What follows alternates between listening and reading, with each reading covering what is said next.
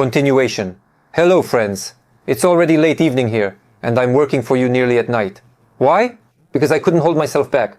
Earlier this evening I was scrolling through my Telegram channel and reading comments, as I usually do carefully. And many people... Well, right now there is a massive drone attack going on across Ukraine, especially in Kropyvnytsky. This isn't the first night people are outraged saying, so this is how Putin wants peace. You said so, but look, he's shelling us. I want to address this because it came up during the last streams and it's constantly in the comments. I want to explain to these people, not scold them or insult them. I want to explain where you're mistaken and how things really are, to give you something to think about. Maybe you'll change your mind. So, one of the most popular comments is that Trump should go after Putin.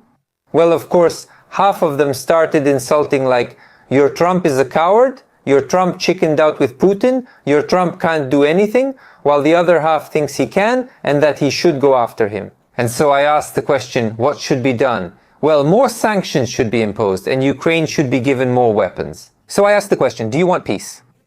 And remember this question throughout this entire video. Do you want peace or do you want war? Let's go with your scenario then. Imagine that Trump escalates tensions with Putin. And the first reason why he doesn't do this, I want to explain to you, is because everything could spiral into World War III. Trump already has many grandchildren, possibly even great-grandchildren, as well as children. He doesn't need to leave behind the legacy of World War III, especially for his own family. And believe me, he thinks about all of humanity. Everyone needs to be left with a normal world because he is a humanist, and that's why he aims to stop all wars. When you suggest the United States shouldn't bomb Russia, I say let's go with your scenario. Alright? Or is Trump flooding Ukraine as Zelensky with weapons? To clarify, not Ukraine or the Zelensky regime, Putin announces a general mobilization of, say, 800,000 people. And then I immediately have my first question. Those people who shout so loudly, the militant women, often the ones who are most aggressive, you're shouting, go, go. Will you go to the front then when Putin announces a general mobilization?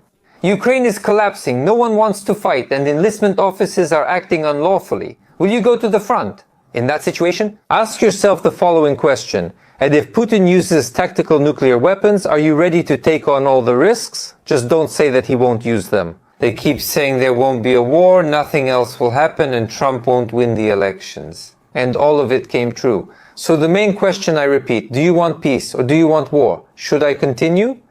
If you want war, you should seek it at the enlistment office or on the front lines. Then it's honest and it's moral. But to sit on the couch and demand that someone else risk their life and health for something. Your wishes don't matter there, and please don't be offended, but I'll tell you what you want. They'll break you. You're like Russians who, despite having nothing themselves, want to dominate the declining West and need nuclear missiles just to scare them. Turn on Solovyov in the evening with a beer, who will tell us that we'll turn everything into nuclear ash. Berlin, Washington, New York, Miami, and everywhere else, do you want to feel your greatness the same way? And if someone puts Putin in his place, well fine, but what do we gain from this scenario? I want peace, and honestly you want peace too. So for peace we need diplomacy. Please don't oversimplify complex issues. Honestly, this is about moving beyond a childish mindset. You're acting like a 12 or 13-year-old who wants everything immediately and doesn't want to be younger. And he doesn't want to get into any details or specifics. People, think about it. The war has been going on for 4 years now. 4 years. And whenever something starts to move forward somewhere, pay attention to who is putting a spoke in the wheel. Putin is quietly doing his own thing over there, but he promises everything to Trump. And believe me, Trump won't tolerate lawlessness. Trump will only tolerate it up to a certain point. And very serious agreements are being reached right now. Before recording, I checked the news. Zelensky again, same old story. I would like Trump to come to Ukraine and see how everything is happening with his own eyes. Well, you've been saying this already. It's the 4th year. President Trump won't fly to Ukraine and risk his life. Not because he needs to, he doesn't need to. Not during the war. President Trump understands what's happening. President Trump understands what to do. I have the same question for Zelensky. Do you have this syndrome? Did you catch it from him? What is Zelensky proposing? Zelensky suggests that Putin needs to be punished because he is bad. Yes, Putin is bad. But for years, I have actually been sitting here and telling you this for years. The fact that Putin is bad does not mean that Zelensky is good. Once again, the fact that Putin is bad does not mean that Zelensky is good. And what option, what solution does Zelensky offer? I don't see it. So today I turned on Poroshenko's video address to listen. Deadly Russian missiles. Attack drones for some reason did not obey the order of their supreme commander, which means that his promises against all of them were not fulfilled at all. Putin has supposedly invented a perpetual motion machine of war and is not planning to end this war. Ultimately, we need a new bipartisan resolution from the United States Congress on further and comprehensive support for Ukraine, and I am ready to join in lobbying for this resolution.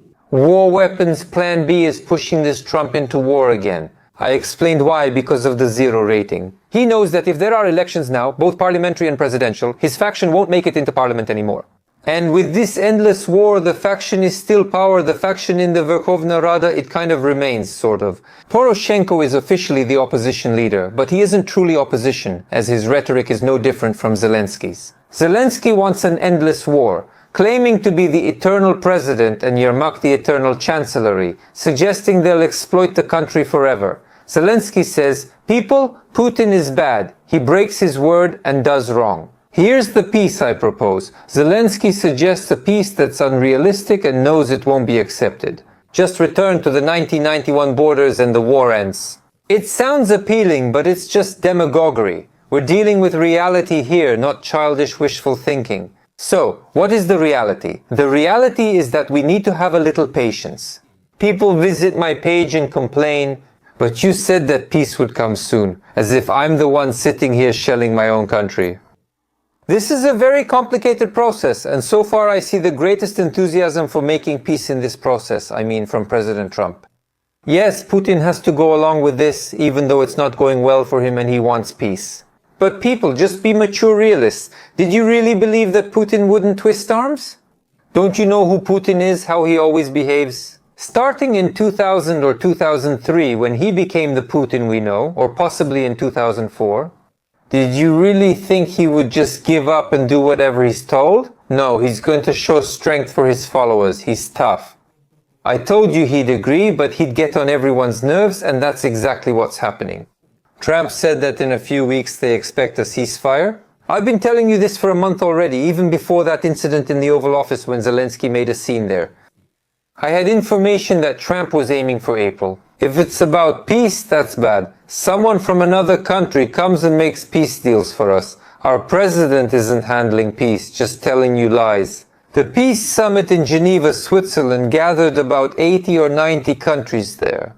They signed a communique there, and 3 days later he attacked Kursk. That's how much he wanted peace. He fooled everyone. And then he told you about another peace summit, and then he would tell you about a third peace summit, and then about the 45th peace summit. Yes, Russia's bad, so peace won't happen. I'll be in charge here for 20 years like Lukashenko or Putin. Let events follow their logical course. It hurts, it's unpleasant. I lived under these shellings for 8 months, so I understand everyone. I'd still be there if not for Zelensky. You need to grit your teeth, and there is definitely light at the end of the tunnel, unless Zelensky ruins it, because for now I see that Trump might be able to pressure Putin. He might be able to pressure Putin. He knows how to do it. But as for Zelensky, I don't know. If the war ends, Putin remains in power. Unfortunately, yes, but that's a fact. And when the war ends, Zelensky will no longer be in power. And that's the root of the problem, which you need to think about.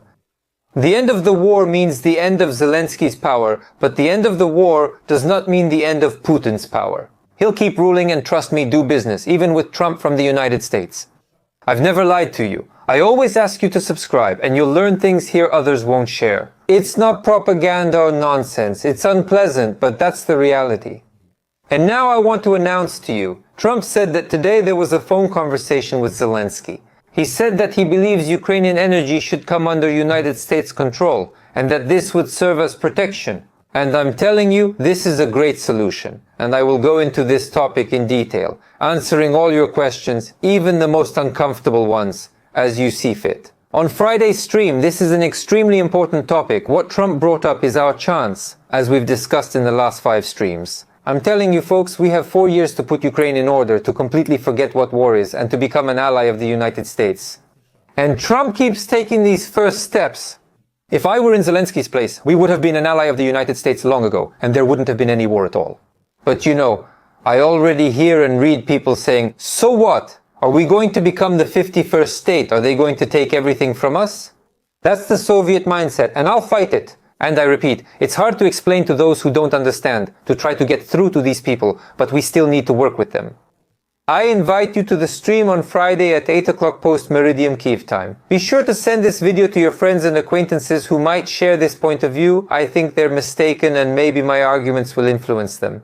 Please subscribe, like, and comment your opinions. I'll reply to your questions in the comments. Thanks. See you on the stream. Bye for now.